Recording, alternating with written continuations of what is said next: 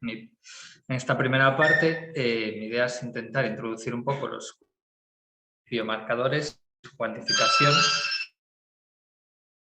neurología, imagen de cerebro, RAM estructural, ¿no? Entonces, el ámbito un poco que tenemos ahí, como eso, partiendo de una pequeña y breve introducción a biomarcadores y su uso, y centrándonos también en cómo extraerlos, bueno, aparte de qué aportan, cómo los extraemos, qué necesidades tenemos, resuelven y cómo podemos integrarlos en el flujo de trabajo, ¿no? Poniendo énfasis, como decía, un poquito más en esa parte de biomarcadores extraídos a partir de imagen estructural de cerebro, ¿no? Entonces empezamos marcadores. Entonces, partiendo de la definición, un biomarcador sería un indicador objetivo de un estado médico que además, en particular, pues podemos medir de manera precisa y que es reproducible, ¿no? Que podemos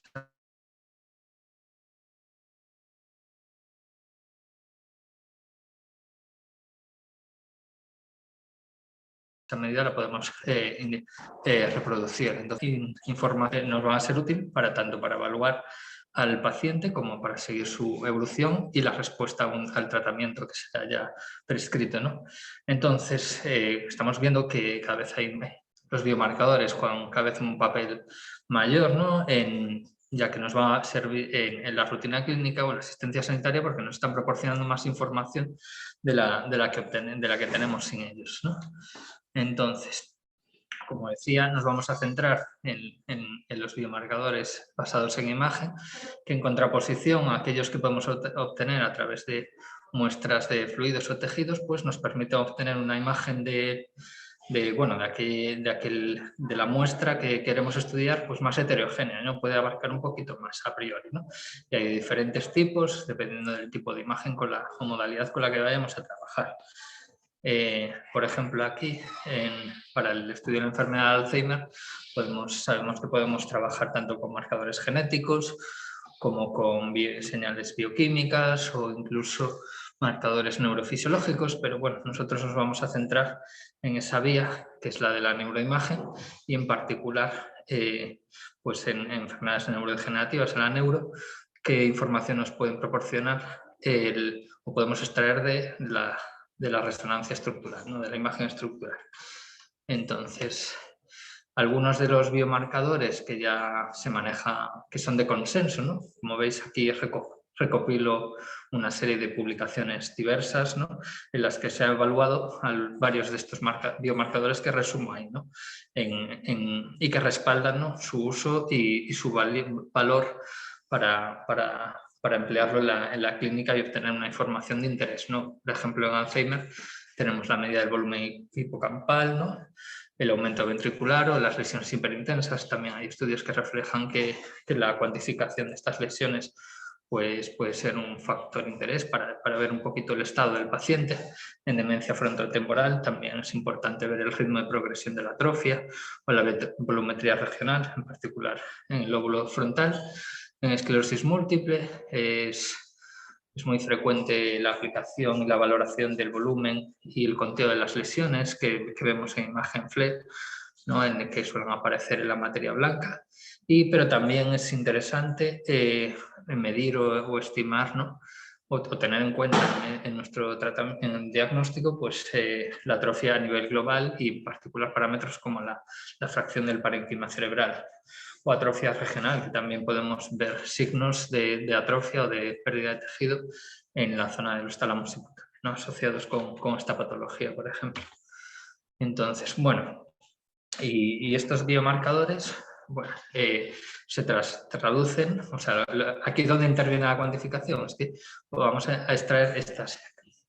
Para hacer una evaluación más rigurosa, ¿no? y analítica, pues necesitamos medir de una manera cuantitativa o obtener esa información de una manera cuantitativa. El objetivo de la cuantificación entonces va a ser establecer un valor numérico para el parámetro de nuestro interés, ¿no? El que nos va a proporcionar esa información sobre el estado del paciente, ¿no?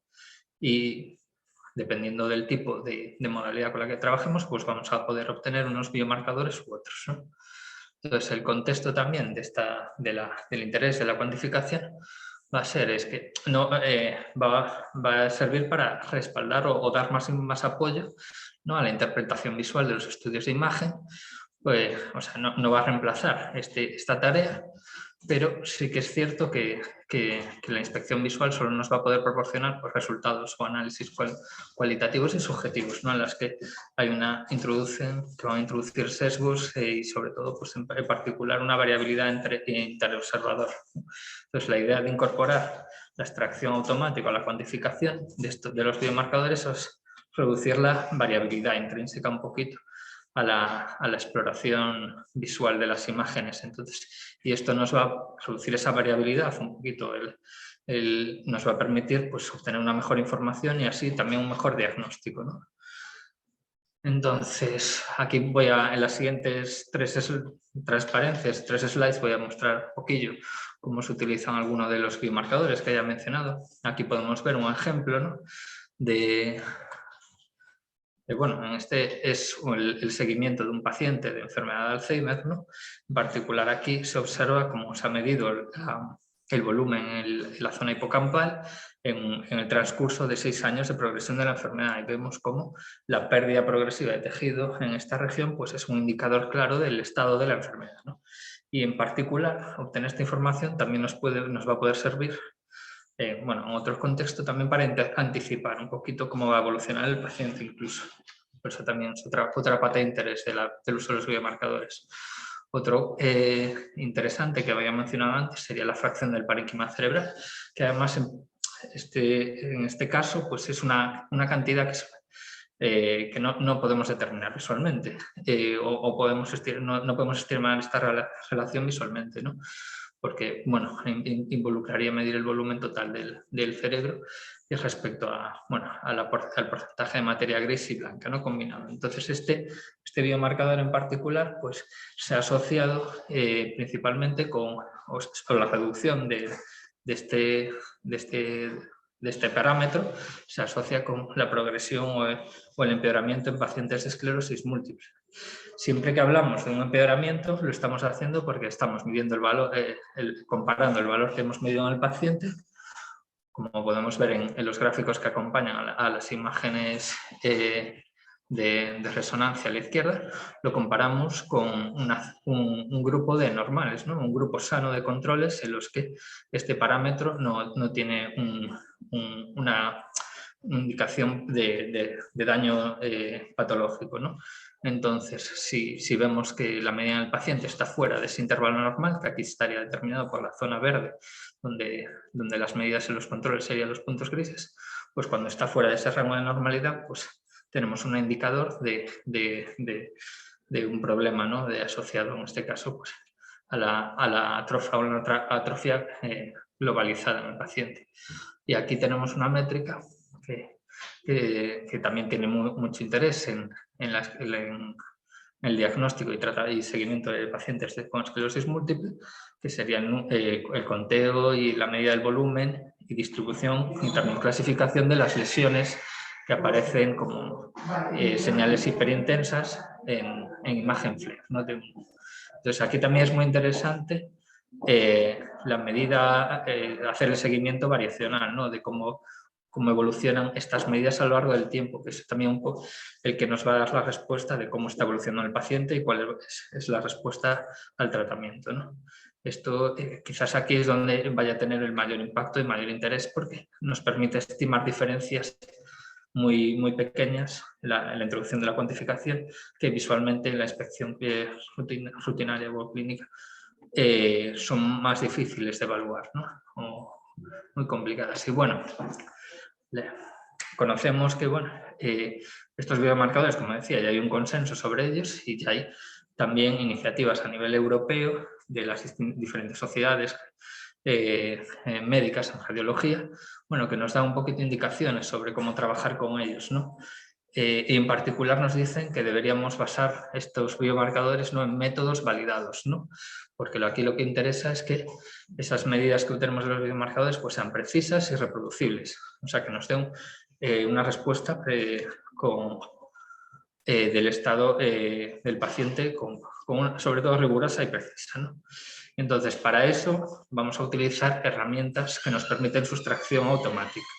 Entonces, en esta segunda parte de la sesión, pues voy a centrarme un poquito en esos aspectos más técnicos o cuantitativos de la extracción de biomarcadores, ¿no? A partir de la imagen, ¿no? Y aquí, bueno, tenemos que empezar digamos que la cadena sería desde el inicio de la adquisición de la imagen, ¿no? Hasta luego tener el informe con los resultados de ese análisis automático, ¿no? Basado en software, ¿no? Entonces, comenzamos con la adquisición de la imagen y aquí la idea es utilizar, para poder trabajar de una manera sólida con los biomarcadores, pues implementar o adoptar protocolos uniformes, ¿no? Para la obtención de las imágenes. Por ejemplo, ahora, aunque es una situación bueno, que no es generalizada, pues ya sabemos que hay muchos centros en Europa que ya han adoptado, como ejemplo, el uso de la secuencia volumétrica tridimensional T1 ponderada, o sea, ponderada T1 de resonancia, como un protocolo, ¿no? para obtención de las imágenes en el ámbito de la demencia, ¿no? Entonces, la idea de esto, de introducir protocolos de homogenización y estandarización, es que así conseguimos reducir la variabilidad, ¿no? Que podemos obtener porque usamos diferentes equipos, diferentes parámetros, ¿no? Entonces estamos reduciendo el error también en la medida, ¿no? El error sistemático, que es el que vamos a poder controlar aquí, ¿no? Y por una parte, y aquí ya entraría un poco el software, ¿no? Después bueno, aquí aún estaríamos todavía con el tratamiento inicial de la imagen, ¿no? Que también la recomendación es seguir, como se suele emplear, un sistema de control de calidad riguroso, ¿no? Que permita eso, hacer una revisión de diferentes parámetros como el cociente y señal el ruido del equipo, la resolución temporal y espacial, ¿no? Y uno en particular que es asegurarse, ¿no? De que el órgano target que queremos explorar, el órgano destino sobre el que queremos obtener la información, pues está cubierto de manera completa, ¿no? en el estudio de neuroimagen. Esto sería. Aquí ya entraría, una vez nos garanticemos eso, la adopción de protocolos estándar o homogenizados y estemos siguiendo un control de calidad adecuado, pues podemos, la parte del software, donde ya entraría el análisis automático, pues tiene que encargarse también de mejorar un poco esa medida, introduciendo algoritmos que nos permitan, no sé, mejorar la interpretación de la señal, de la imagen, ¿no? Como es técnicas para reducción del ruido, homogenización de las secuencias o eliminación de artefactos, incluso interpolación si es necesario mejorar, hacer un upsampling de la resolución en la imagen, ¿no? Otro paso aquí sería pues, implementar métodos matemáticos para hacer transformaciones espaciales de esa imagen adquirida en un sistema para llevarla a un espacio de referencia común donde posicionarla respecto a otras plantillas o elementos de referencia, ¿no? Que nos sirvan luego para hacer la cuantificación y poder comparar imágenes pues, píxel a píxel, ¿no? Que va a ser un poquito la idea de las técnicas que comentaré después. Esta normalización espacial luego también nos va a permitir pues, hacer una clasificación basada en una distribución de perfiles de intensidad de cómo son los tejidos, e incluso segmentar la imagen del paciente en diferentes regiones sobre las que vamos luego a poder medir o extraer la información cuantitativa, ¿no? El biomarcador de la imagen. Y bueno, elementos de software que hagan todos estos últimos serie de pasos que he comentado en las diapositivas justo estas dos anteriores, pues tenemos soluciones que están más destinadas al ámbito de la investigación, ¿no? Que son muy populares en investigación, pero que realmente no están preparadas para su uso rutinario en la clínica, porque va a requerir pues, personal entrenado que pueda trabajar en diferentes entornos, un poquito más del ámbito de investigación, porque se requieren, pues estos software requieren mucho parametrizaje, hacer diferentes configuraciones y trabajar pues, con sistemas Linux y cosas de este estilo que no están integradas en la clínica, claro. Y además no te van a proporcionar un informe de resultados que puedas acompañar con tu historia, en la historia clínica, ¿no? Por el contrario, tenemos soluciones que están destinadas a la clínica, pero que también nos van a proporcionar resultados que podemos emplear en nuestros estudios de investigación, como algunas de las que muestro aquí, ¿no? Que lo que conseguiremos con esto es automatizar el análisis o la extracción de biomarcadores, además de una manera rápida y muy sencilla, y que nos va además a devolver informes que podemos personalizar, ¿no? Informes sobre el resultado de esa exploración cuantitativa y que están validados clínicamente. Esto es también importante porque al final estamos aquí trabajando con dispositivos médicos, ¿no? que tienen que seguir una regulación dictada por las normativas europeas, ¿no? Y la que el fabricante nos va a tener que asegurar que ha seguido un control de calidad correcto y que ha notificado los resultados, ¿no? de cómo se desempeña el software en un entorno clínico y validado, ¿no? que haya pasado por una validación clínica, ¿no? Entonces, esto es otra parte importante también a la hora de ver con qué software conseguimos extraer estos biomarcadores, ¿no? Y la última pata aquí de cómo llevamos la extracción automática de biomarcadores a la clínica sería las diferentes soluciones de integración, ¿no? ¿Cómo incorporamos estos sistemas? Pues tenemos diferentes enfoques. Podemos utilizar software basado en la nube, ¿no? Que ahí las ventajas que tiene es que podemos disponer de él las 24 horas, el que quiera trabajar, cuando surja la necesidad, digamos, y en cualquier lugar, ¿no? Y además podríamos servirnos para compartir directamente resultados con nuestros compañeros, no requieren instalaciones. También estos sistemas los podemos integrar con la comunicación, comunicándolos o directamente con los servidores PACS de los centros sanitarios, ¿no? Pero aquí también tenemos que tener en cuenta pues, establecer protocolos de seguridad, ¿no? e introducir medidas de anonimización más rigurosas, a lo mejor. Y por último tenemos soluciones on-premise que consistirían en instalar este software directamente en máquinas que están en el centro sanitario, ¿no? Y ahí lo que nos permitirían pues, trabajar en un entorno aislado, o sea, esas imágenes que son al final datos personales que tienen que tener un cierto control, pues no van a salir del entorno cerrado y de la clínica, ¿no? del ambiente de la clínica. Y por último aquí quería mostrar nuestra BOL como una solución, NeuroCloud BOL como una solución como ejemplo de solución que cumple todos estos requisitos, ¿no? que hemos visto ahora, las diferentes soluciones de integración, y luego pues, que te va a permitir hacer estudios en particular en neuroradiología, como sería la evaluación de la atrofia a partir de imágenes T1, como también la valoración de las lesiones inflamatorias en imagen FLAIR, y además conseguir obtener un seguimiento cuantitativo de cómo va evolucionando pues, los diferentes biomarcadores que te permite extraer esta herramienta, ¿no? Y bueno, con esto básicamente yo es lo que quería contar. Gracias por su atención y bueno, ahora viene una parte un poco más interesante y después ya estaremos aquí para vuestras preguntas. Carlos, ¿puede compartir ya? Bueno. Buenas tardes, voy a intentar compartir. Luego la lo que os decía, presentación. podéis comentar con toda la calma todas las historias. Carlos, ¿me escuchas? Sí, perfectamente. No sé si me Hola, oyes Carlos. todavía. Hola, hola, hola. ¿No se oye? Creo que estás en mute, Carlos. O por lo menos no... No, aquí pone que está Vamos a ver, correcto. déjame dejar de compartir. Sí, todos los panelistas. Yo lo tengo como antes. Antes escuchaba bien. ¿Cómo estáis? Hola. No sé si... Ah, no, el que estoy Hola, en mute hola, soy hola, yo, hola, hola. perdona. Vale. Ahí estás. ¿Ahora qué tal? Ahora perfecto. ¿Se oye bien? Sí, era ¿Sí? yo. Todo Un lo que poquito puede... bajo.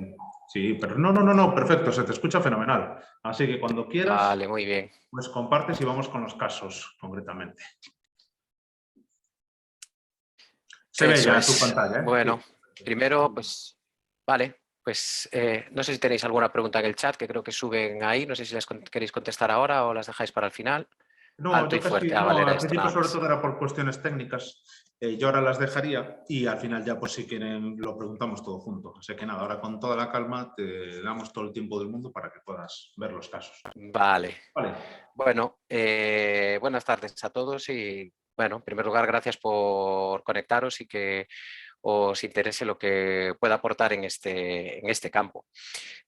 También gracias a Manuel y a Juan Pablo por invitarme a contaros lo que os pueda contar y mi experiencia en el manejo del NeuroCloud Ball y cómo, bueno, pues yo creo que se pueda integrar en la práctica clínica diaria y sobre todo en los aspectos que a lo mejor nos pueda facilitar a los radiólogos realizar unos informes adecuados, además de acortar el tiempo o incluso ser más precisos. Y yo creo que, como veréis, es posible que la herramienta ayude en la comunicación con los médicos que sobre todo manejan las enfermedades neurodegenerativas, como pueden ser los neurólogos o los geriatras, incluso a veces también en los psiquiatras.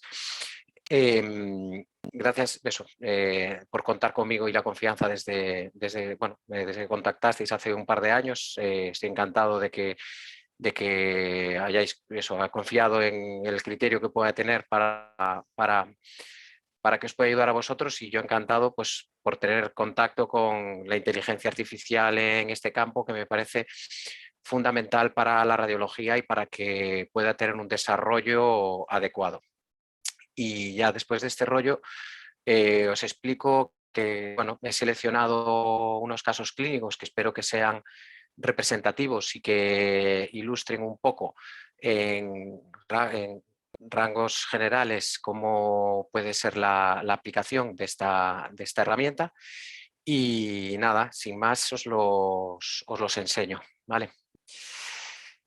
Tradicionalmente, los radiólogos, para la valoración de la patología neurodegenerativa, nos centrábamos simplemente en una cosa bastante grosera, que es excluir otra patología que sea causante del deterioro. Es decir, si el paciente tenía un tumor, una vasculitis, alguna lesión estructural tipo infarto que pueda causar ese deterioro cognitivo y, o una hidrocefalia de presión normal que sea la causante de ese deterioro. También existen otras pruebas de imagen que pueden ser más precisas a la hora del diagnóstico, como pueden ser los estudios funcionales de perfusión con PET o resonancia magnética, pero en este caso me voy a centrar más en los biomarcadores de volumen, que son con los que yo, digamos, puedo trabajar porque no me dedico a la medicina nuclear. Los informes radiológicos, hasta ahora, pues el que quería ser un poco preciso podía comparar la prueba de imagen del paciente que tiene con escalas preestablecidas para intentar, digamos, ajustar un informe preciso a la realidad, pero con las variabilidades que podía tener la subjetividad de aproximarlo a esta escala.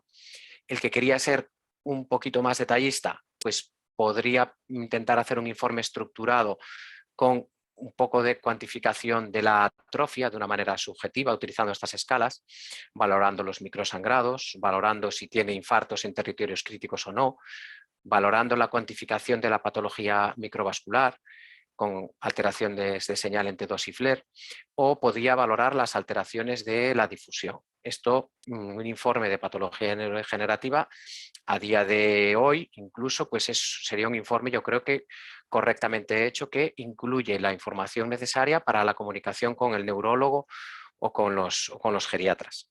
¿Qué pasa? Que lo más habitual al hacer informes relacionados con patología neurodegenerativa es hacer informes del tipo de si al radiólogo le parece normal incluir la coletilla de paciente con cambios asociados a la edad, o si la cosa está como muy clara en un paciente muy joven y vemos que el volumen cerebral de una forma subjetiva es escaso, pues te podrías aventurar a decir que el paciente tiene atrofia difusa.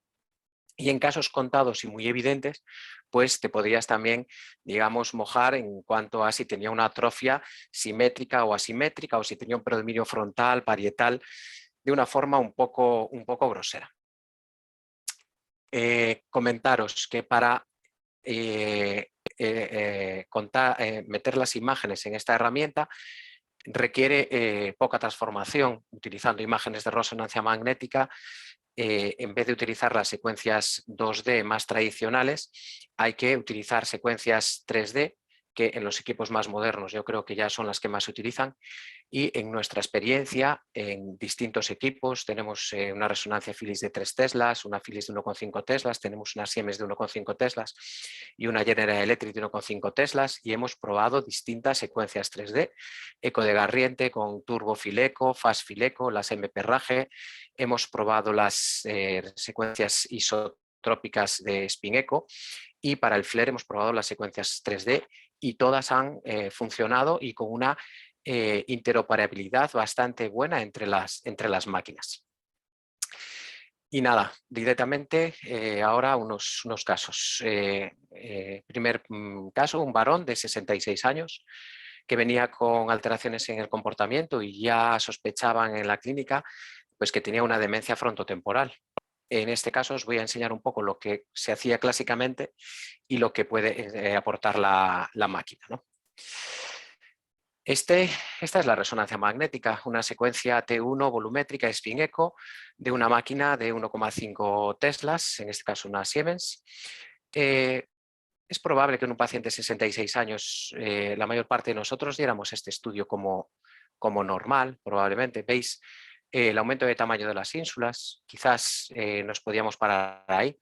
Veis que es bastante simétrico, en el corte coronal no llama mucho la atención, y revisando todo el estudio podéis ver que, bueno, pues que yo creo que nadie o ningún radiólogo probablemente dijera que este paciente en localización en la convexidad tenga atrofia. Parece que subcortical también está bastante bien. Y sí que cuando llegamos a la zona de las ínsulas, yo creo que son un poquito grandes, por eso lo metí en el sistema, y vemos que hay alguna zona como que tiene un adelgazamiento de la corteza, quizás tenga una disminución de tamaño de una circunvolución, como puede ser esta, como puede ser esta. Hallazgos un poco sutiles que, bueno, también lo podemos confirmar en el coronal. En el coronal, pues lo mismo, parietal está bastante bien. Y yendo hacia la parte más anterior, parece que es más evidente que en el axial que veíamos de que los lóbulos temporales tienen poco volumen. Entonces, debido a la sospecha clínica y dados estos hallazgos sutiles, pues el informe radiológico, digamos, normal, pues sería irse a las escalas de GCA o de MTA e intentar, pues, subjetivamente cuadrar cuál es la imagen o el grado en el que más se parece. En un paciente de menos de 75 años estaríamos con que lo patológico sería el grado 2 o un MTA 2. En este caso probablemente yo creo que daríamos todos un MTA 1 y un GCA 2 temporal, y por eso, bueno, también hay alguna escala dedicada a la demencia frontotemporal, lo veis en coronal, veis que es probablemente complicado, a mí me resulta complicado a veces decidir entre un grado o el otro, y creo que si ya en uno mismo en algunos casos se orienta hacia un grado o hacia otro, entre la variabilidad entre radiólogos yo creo que es mayor. Y esto es uno de los fuertes, yo creo que puede ayudar la herramienta de volumetría automática, que nos puede ayudar. En este paciente confirma, yo creo, que la sospecha de sutil atrofia de los lóbulos temporales, y se correlaciona bien la fracción de parénquima cerebral y la fracción de sustancia gris en todo el cerebro, porque ya parecía que todo lo que era el cerebro era un volumen normal. Veis que incluso tirando a alto, que esto te confirma lo que tú sospechabas de que el paciente, digamos, que tiene un cerebro bastante normal, pero sí que coincide la máquina y refuerza tu sospecha de que algo le pasa en los lóbulos temporales. Veis que Aquí marca pequeños los hipocampos, pero sobre todo también la zona temporal anterior, la zona temporal lateral enorme e inferior, también que tiene una simetría con una lateralización izquierda.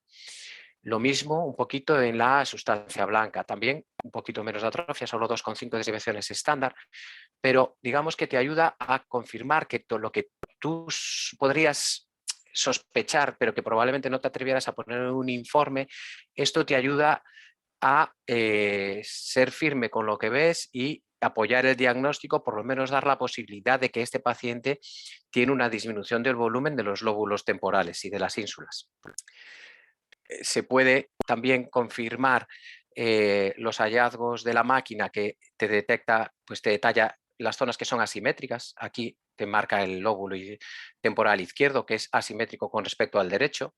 Es una ayuda visual importante porque te ayuda a poner tu imagen diagnóstica al lado y comparar una con la otra y decidir por ti mismo si la máquina puede tener razón o tú puedes tener razón, apoya ese diagnóstico. También hace el análisis por voxeles comparando con los sujetos normales y tiene una información, digamos, simultánea de los lados que la máquina detecta como atróficos. Yo creo que es visualmente es agradable y además que yo creo que ayuda a reforzar el diagnóstico de sospecha. Y en este caso se confirmó incluso con un SPECT cerebral. Yo no sé leer el SPECT, pero los médicos nucleares decían que tenía una alteración en la perfusión de los lóbulos temporales, sobre todo en el lado izquierdo. Con lo cual, esta información al neurólogo pues le ayuda a confirmar la sospecha que tenía y algo que probablemente ningún radiólogo se atreviera a decir solo con la imagen, ayudados por la herramienta, veis que puedes hacer como un diagnóstico más fiable. A mí la verdad es que me aporta seguridad. En este caso me aportó seguridad para comunicarme con el neurólogo y decirle, pues sí, parece que hay una evidencia de disminución de tamaño de los lóbulos temporales, que en este caso al neurólogo pues, le era concordante con lo que él sospechaba. Otro caso de demencia temporal, este lo pongo porque fue de ayer y lo tuve tan reciente, pues que dije, pues a pesar de estar repetido lo voy a poner. Y para que veáis también que es una máquina distinta. Esta es una máquina que tiene 15 o 18 años o 20 años. Es una General Electric de 1,5 teslas. Es una secuencia de perraje. Y veis un patrón, yo creo que similar al que os acababa de enseñar en el otro caso. Aumento de tamaño de las ínsulas, más o menos bilateral, quizás un poquito más hacia el lado izquierdo. Veis que en este caso tiene mayor aumento de tamaño de los surcos y fisuras, disminución de tamaño quizás de las circunvoluciones, ya más de distribución global, aunque claramente, lo veis, predomina en los lóbulos temporales. Aquí el MTA probablemente ya no fuera de 1 o 2, sino que ya estaríamos hablando de un MTA probablemente de 3, si hiciéramos el informe tradicional. Y lo veis como hay una disminución de tamaño de los lóbulos temporales y de las ínsulas. Y ahora yo cuando me encuentro con algo de esto digo, pues lo voy a cargar en el software de volumetría a ver si el software concuerda con lo que yo digo o por lo menos me corrige la variación que yo puedo tener con respecto a la edad, porque este es un cerebro que a lo mejor es normal en un paciente de más de 75 años, 80, 90 años, pero no es normal en un paciente menor. O igual en edades intermedias, pues hay que compararlo con la población sana, que es lo que hace la herramienta y te puede ayudar a tomar una decisión de cómo hacer el informe. Veis que al contrario que el paciente anterior, a pesar de estar dentro de los rangos normales, ya veis que tiene menos sustancia gris que, digamos, la media, aunque no llega a 2 desviaciones estándar. La fracción de parénquima cerebral, pues también un poquito inferior. Y veis cómo destaca en la escala de valores, como ya todos los lóbulos temporales salen en rojo y te ayuda a pues tomar la decisión de efectivamente este paciente tiene una atrofia temporal y se correlaciona con la clínica y se lo puedes, digamos, poner en el informe al neurólogo con una confianza, yo creo que mayor que la que se tenía antes. Lo mismo, detallado por las asimetrías, mayor en el lado izquierdo, también marca el frontal, marca el hemisferio cerebeloso, que en este caso no lo supe interpretar, porque bueno, no me coincidía con la demencia frontotemporal, pero bueno, hay cosas de la herramienta que todavía yo creo que están por explorar y cosas que nosotros tenemos que aprender a interpretar en la clínica, qué es lo que significan, o en la radiología. Veis el análisis por Royce, lo mismo, los dos lóbulos temporales con 3 desviaciones estándar, que yo veo esto y digo, pues me da seguridad y digo, sí, tiene una disminución del volumen de los lóbulos temporales. Si al neurólogo le coincide con una demencia frontotemporal, pues seguro que le ayuda.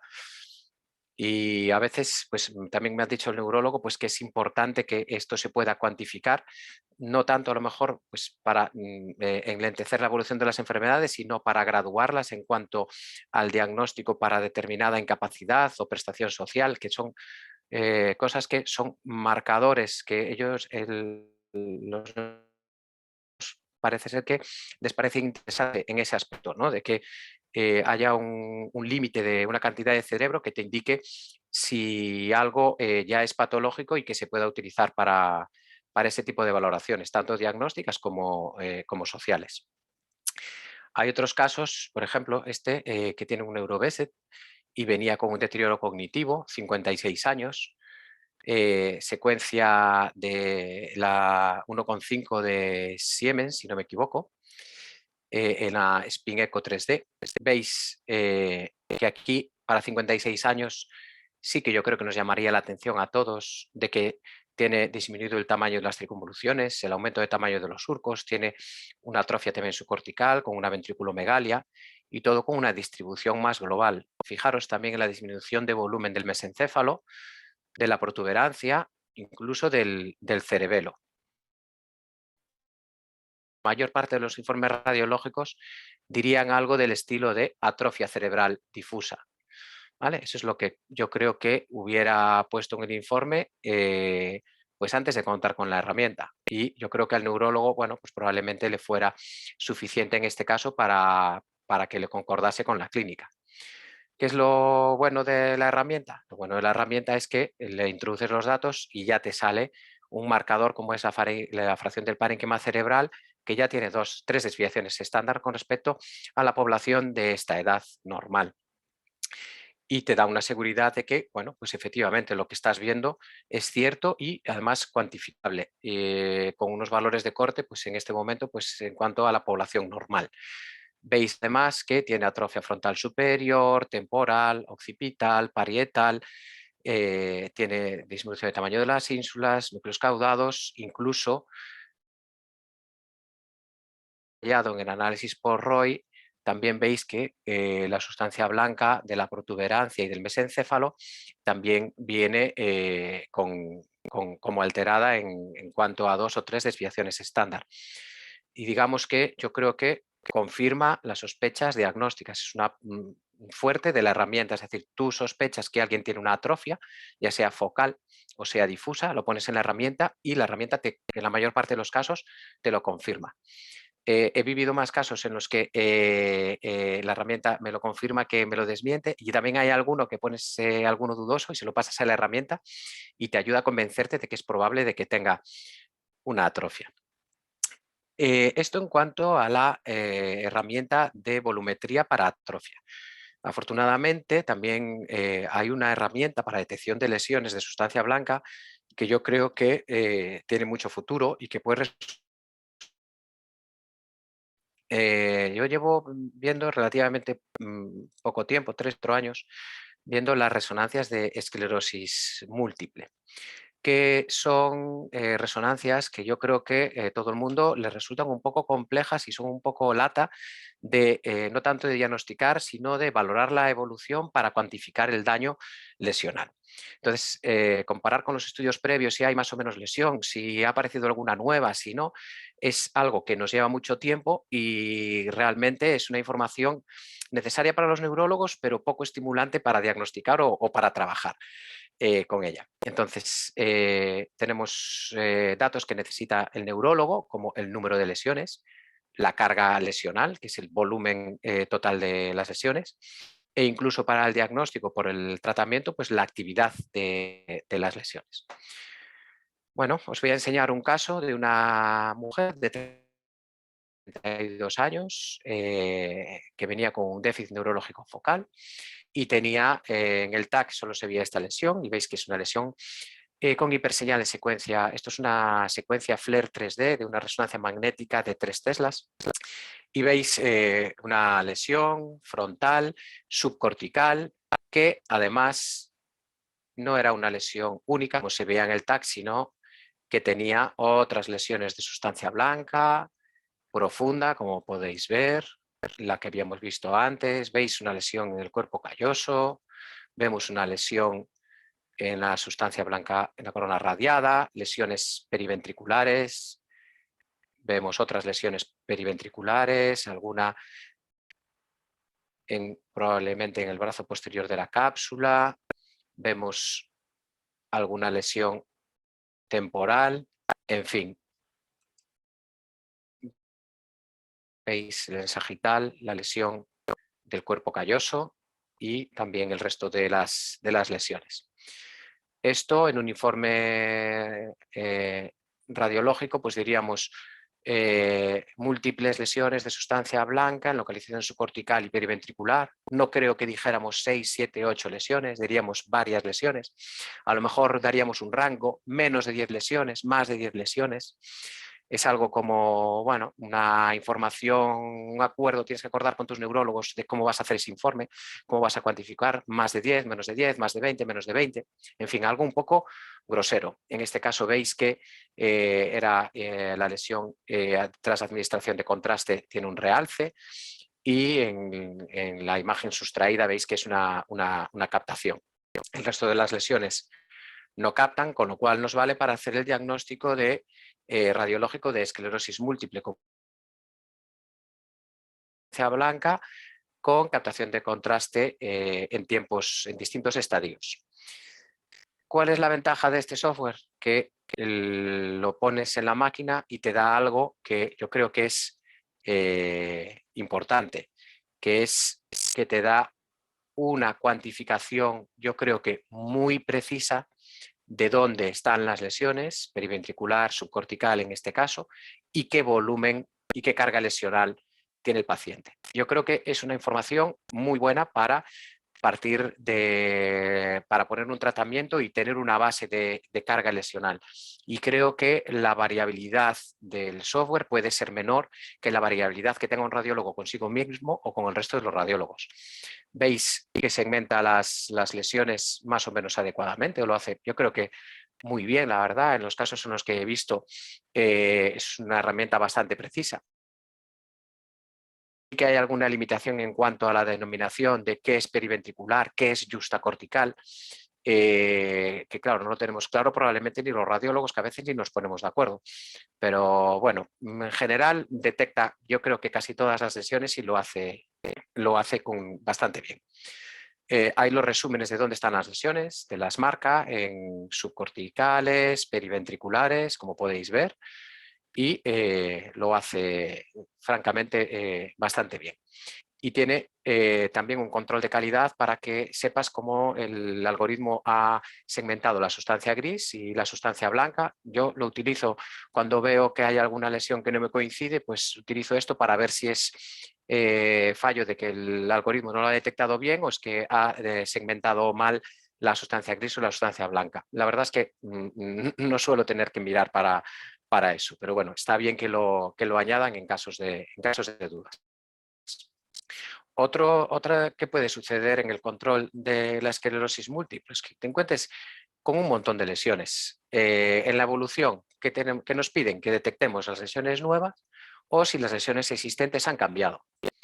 Y esto es lo que nos encontramos en la práctica clínica habitual. Te viene un control de esclerosis múltiple y tienes incontables lesiones. Y te dicen, ala, evalúa eso con el estudio de hace un año y dime si hay 1, 2 o 3 más o han cambiado de tamaño. Y dime los cambios en la carga lesional. Nos demandan los neurólogos, que a mí me parece que lo hacen bien porque es lo que necesitan para poner el tratamiento al paciente, pero realmente es algo que radiológicamente es un poco bueno, pues bastante coñazo de tener que andar buscando en todo esto qué lesión ha aparecido nueva o qué lesión ha cambiado de tamaño. Es resonancia magnética de 3 Teslas, 3D, y veis la previa, la actual, que afortunadamente están bastante bien corregistradas. Esto quiere decir que nos pone exactamente los mismos cortes, que es la herramienta en la que podemos disponer o que podríamos disponer en los casos más afortunados hace poco. Y veis que aún así, de tener las imágenes perfectamente corregistradas, es bastante complicado decidir si tiene las mismas lesiones o ha cambiado. No sé cuánto tiempo les llevaría a vosotros, bueno, los que sois radiólogos, cuánto tiempo os llevaría a decidir si esto ha cambiado o no, pero a mí la verdad que la primera impresión diría, bueno, está sin cambios. Pero hasta ponerle la validación al informe, igual pasaba un rato decidiendo o comparando una tras otra o eso, decidiendo si han crecido o no. Fijaros sobre todo en esta, que ya veis que sí que parece que podría tener un poquito de tamaño en la siguiente imagen. Otra de las herramientas que podemos utilizar hasta ahora, los que disponemos de ella, es hacer una sustracción del flare actual con el previo, que esto también nos ayuda, pero veis que los corregistros no tienen por qué ser perfectos. Hay algunas lesiones que tienen un halo, dices tú, ¿será verdad? ¿No será verdad?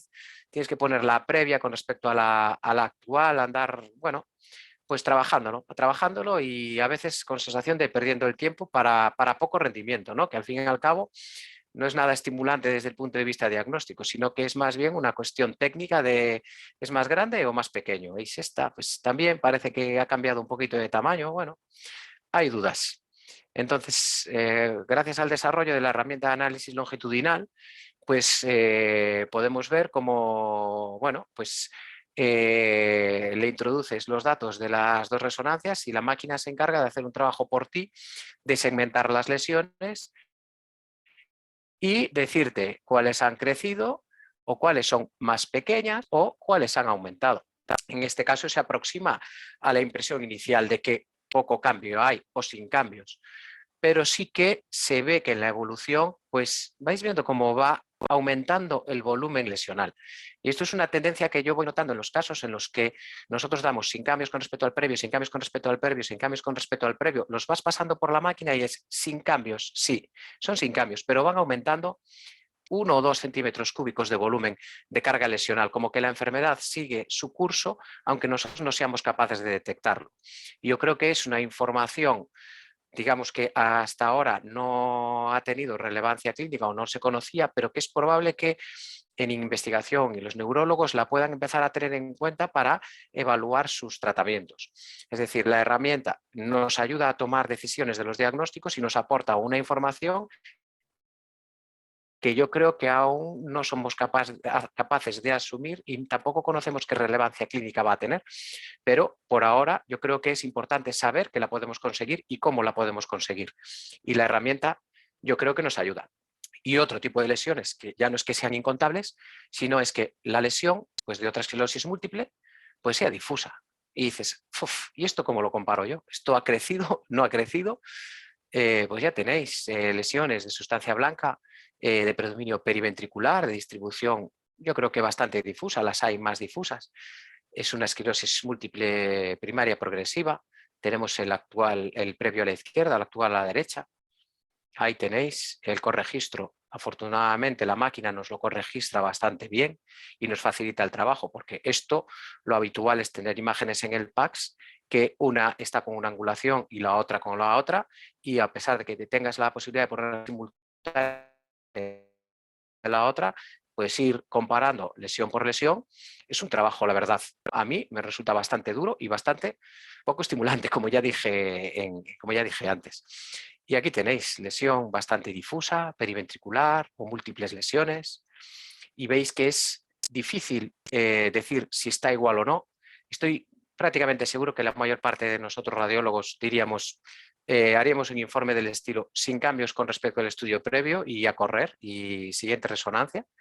Pero si quieres hacer un informe que sea útil, probablemente tendrías que dar una aproximación de la carga lesional que tiene esto. Yo desconozco cómo se haría eso, qué carga lesional tiene. Pues la verdad es que no lo sé. Lesiones que afectan a, pues, ¿qué es? 1/3 de la sustancia blanca, no lo sé, no sabría qué decir, no sabría cómo cuantificarlo. ¿Qué número de lesiones tiene? Pues la verdad, pues tampoco sabría decir. Incontables lesiones, lesión difusa, pues algo del estilo. Y eso, igualmente, con respecto a mis otros compañeros, probablemente la variabilidad interobservador sea bastante grande. ¿Qué te ayuda el estudio longitudinal? Pues te ayuda a que te dé una imagen, yo creo que objetiva, de cómo han cambiado las lesiones, pues puede detectar algún pequeño cambio de que algo crece ahí en la parte frontal o que algo decrece, como en la parte pues, de la lesión del atrio izquierdo. Y en volumen cerebral global, ya veis, menos de 1 centímetro cúbico. Probablemente esto, pues la impresión que teníamos de que no ha cambiado, la máquina te ayuda a confirmarlo. Y si esto sale automático de la máquina y está cargado en el PACS a la vez que tú vas a ver la resonancia, te vas directamente aquí, no ha cambiado de volumen, le echas un vistazo a la imagen, parece que está igual y confirmas y dices, perfecto. ¿Tiempo de informe? Yo creo que mucho menos. Yo creo que cuando utilizo cuando tengo el informe, el estudio se informa más rápido. Yo creo que la comunicación con el neurólogo es más precisa. A mí en este momento lo que más tiempo me lleva es cargar el informe en la aplicación online. Si tuviera lo que hablaba Juan Pablo de una aplicación automática que saliera de la máquina de resonancia, la pasara al software y el software lo cargara en el PACS, sería lo ideal, yo creo. Veis lo mismo, lesiones axial, pues ahí tenéis como la segmenta, alguna que crece, yo creo que este tenía alguna que decrece, como podéis ver ahí. Bueno, pues ayuda a después fijarte en la imagen que tú tenías para diagnóstico y te ayuda pues a detectar esas lesiones que yo creo que pasarían desapercibidas o sería muy difícil tomar una decisión de si cambian o no solo con la imagen de resonancia. Y por último, os enseño un caso también de esclerosis múltiple, pero en otro ámbito, porque la de las lesiones en el FLAIR está muy bien, pero la esclerosis múltiple también tiene una parte de que genera atrofia, como ya comentó Juan Pablo, incluso en los tálamos. Tenemos una paciente con una esclerosis múltiple de larga evolución en una secuencia T1 3D de la imagen de la resonancia de 3 teslas, una secuencia eco de gradiente, y ya veis bueno, sus agujeros negros, sus lesiones de sustancia blanca. Y además yo creo que diríamos que tiene una ventriculomegalia y, bueno, pues podríamos decir leve atrofia difusa, atrofia subcortical, algo así, de una forma un poco vaga, ¿no? Te dice el neurólogo, y tenía atrofia, y el informe pondrás, pues, bueno, moderada, leve. Pues sería lo que yo creo que haríamos de una forma, digamos, más tradicional. Si somos un poquito más estrictos, pues cogeríamos la escala GCA y diríamos, bueno, en la GCA pues parece que tiene un 1, en la escala GCA temporal pues podría darle un 1 o un 2, en el MTA le daría un 2, en fin, que tendríamos que gastar ahí un poco, invertir un poco de tiempo para hacer un diagnóstico que a lo mejor pues al neurólogo tampoco le daba una confianza suficiente. Y en este caso lo que tiene es algo que yo creo que no sería capaz de diagnosticar nunca como radiólogo, que es, fijaros, la sustancia gris. Bueno, tiene aquí el núcleo caudado, aquí tenemos el putamen, el globo pálido y los tálamos que, bueno, se intuyen ahí más o menos, ahí lo veis, bueno, pues ahí están los tálamos y dices tú, bueno, pues sí, pero ¿qué pasa? Lo metes en la máquina y te dice, hombre, atrofia de sustancia gris y los tálamos con más de 3 desviaciones estándar. Lo tienes ahí no tengo ampliación aquí. Lo tienes en la imagen que análisis de Royce y veis cómo detecta. Está descrito que la esclerosis múltiple tiene atrofia cursa con atrofia de tálamos y también de los núcleos caudados, del putamen.